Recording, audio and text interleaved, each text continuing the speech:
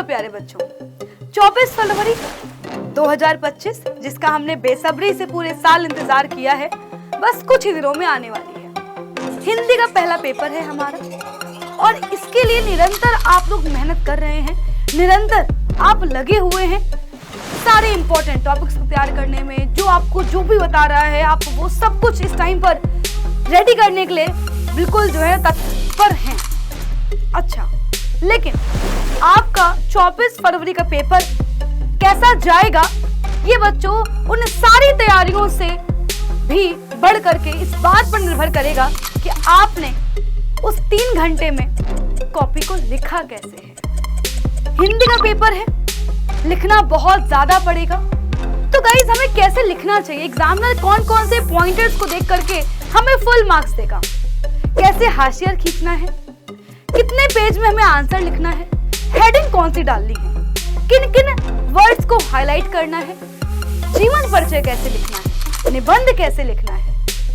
क्या पेपर 3 घंटे के लिए सफिशिएंट होगा? क्या हम 3 घंटे में केवल एक ही कॉपी भरेंगे या हमें 4-5 कॉपियां भरनी है? सो गाइस, मैं आपको खुद कॉपी लिख करके समझाऊंगी कि कैसे आपको कॉपी में लिखना है। आखिरकार बोर्ड की कॉपी लिखी कैसे जाती है, एक एक पॉइंटर हम लोग डिस्कस करेंगे। कितने पेज का आंसर लिखना है, कौन से पेन से लिखना है और कितने पेज में लिखना है, कितने शब्दों का इस्तेमाल करना है, हेडिंग कैसे डालनी है, कौन से शब्द को हाईलाइट करना है और बेटा जी निबंध कैसे लिखना है, जीवन परिचय कैसे लिखना है, आपका लॉन्ग आंसर, शॉर्ट आंसर, गद्य पद्य कैसे लिखना है, एक एक पॉइंटर मैं आपको बताऊंगी इस वीडियो में। बच्चों एक बहुत ही इंपॉर्टेंट चीज है, कई बार हमसे गलतियां हो जाती हैं, तो अगर आपको लग रहा है कि मैंने कुछ भी गलत लिख दिया है तो वहां पर आपको काटा कुटी नहीं करना, ऐसे नहीं करना है बेटा। आपको कैसे काटना है, नॉर्मल जो हल्के हाथों बेटा ऐसे कट लगा देना है। आप देख सकते हो बेटा यहाँ पर भी मेरे से कटिंग हुई है, पर तब भी मेरी कॉपी कितनी सुंदर लग रही है, कॉपी बेकार नहीं लग रही है क्योंकि उसको सही तरह से काटा गया है। अब बेटा इसके बाद हम लोग आएंगे, आप देख सकते हो बच्चों प्रॉपर अनुवाद लिखा हुआ है। इसके बाद जो मैंने स्टार्ट किया है कर्मवीर भरत खंड काव्य। यहाँ पर जो भी मुझसे बेटा पूछा गया है मैंने प्रॉपर हेडिंग लगा करके आंसर लिखा है। और आप जब भी लॉन्ग आंसर लिखने जाएंगे तो आप ट्राई करेंगे कि कैसे लिखना है, हमको हेडिंग वाइज लिखना है। इससे बच्चों आप देख सकते हो कि प्रॉपर जो है हमें जो है जगह भी मिल गई है, हमारा पेज भी भर गए हैं और एग्जामिनर को भी एक एक हेडिंग समझ में आ रही है कि इसमें वीरांगना के बारे में बात करी गई है, आदर्श माता के बारे में बात करी गई है या राष्ट्रीय समाजवादी दृष्टिकोण के बारे में बात करी गई है। एंड बच्चों कॉपी भी कितनी सुंदर लग रही है।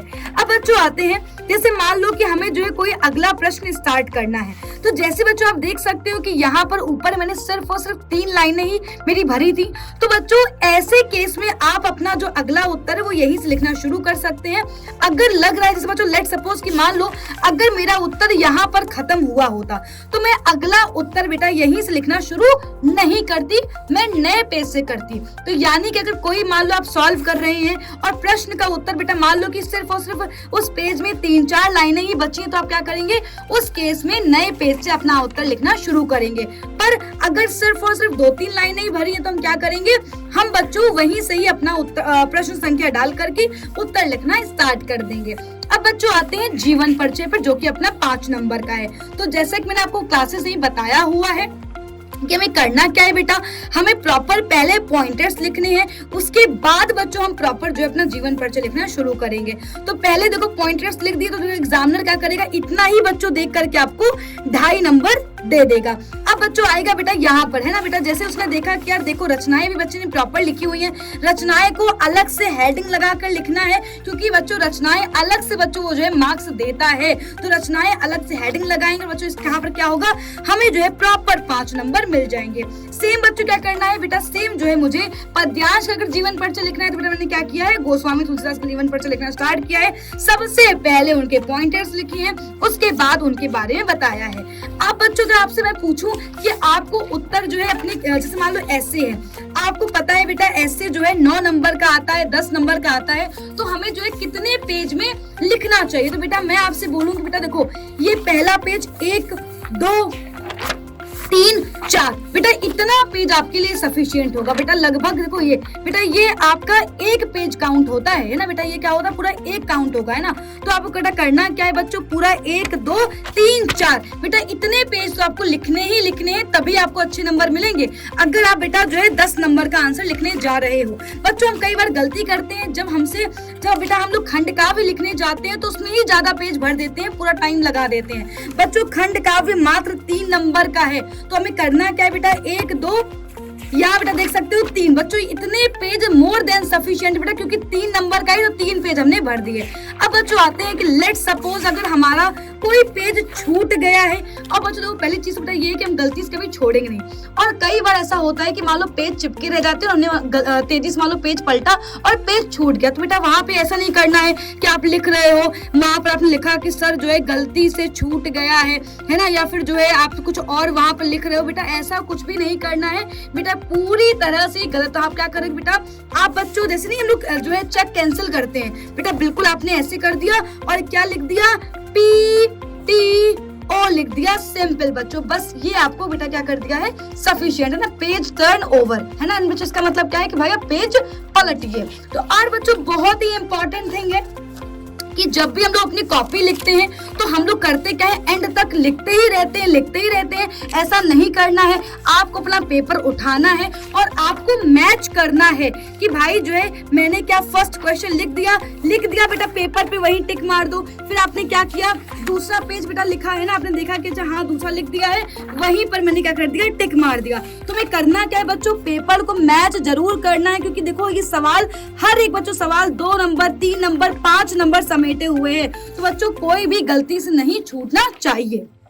So guys, अगर आप सच में 95% लाना चाहते हैं और अगर आप चाहते हैं कि 24 फरवरी का पेपर सबसे अच्छा पेपर जाए आपका और आपका एक भी नंबर ना कटे, तो बच्चों सारी बताई हुई बातों को फॉलो जरूर करिएगा। तो प्यारे बच्चों, उम्मीद करती हूँ कि आपको सारे बताए हुए पॉइंटर्स याद रहेंगे। लेकिन बच्चों बस मेरी आपसे एक ही रिक्वेस्ट है, इस वीडियो के अलावा अगर आपने कॉपी में लिख करके नहीं देखा और अगर आपने हर दिन एक मॉडल पेपर 3 घंटे लेकर के सॉल्व नहीं किया, तो बच्चों शायद है कि आप 24 फरवरी के दिन इतना अच्छा परफॉर्म नहीं कर पाएंगे। क्योंकि कई बार हमारी राइटिंग खराब हो जाती है जब हमें लिखने की आदत नहीं रहती है, कई बार हमारे हाथों में दर्द होने लगता है, कई बार हमें आइडिया नहीं रहता कि कितना समय बीत चुका है और फिर हमारा टाइम कम पड़ जाता है और हमें पेपर को छोड़ना पड़ता है। और कई बार लास्ट में हमें समझ नहीं आता कि हम कॉपी को एंड कैसे करें, और कई बार जो हमने चीजें छोड़ रखी होती हैं कि मैं सबसे पेपर में एंड में सबसे करूंगा, और वो हम नहीं कर पाते बिकॉज हमारे पास टाइम नहीं होता। तो बच्चों इन सारी बातों से बचने के लिए, इन सारी गलतियों से बचने के लिए आपको करना क्या होगा, आपको हर दिन एक मॉडल पेपर सॉल्व करना है। 3 घंटे लगा करके आप बोर्ड की कॉपी को लाइए और बच्चों लिख करके खुद बेटा की प्रैक्टिस करिए। ये कहते नहीं है कि बच्चों कहते हैं कि अभ्यास से ही बच्चों सफलता मिलती है और करत अभ्यास से जन्मत हुए सुजान। तो गाइस मिलते हैं आपसे अपनी क्लासेस में, तब तक बाय बाय, टेक केयर।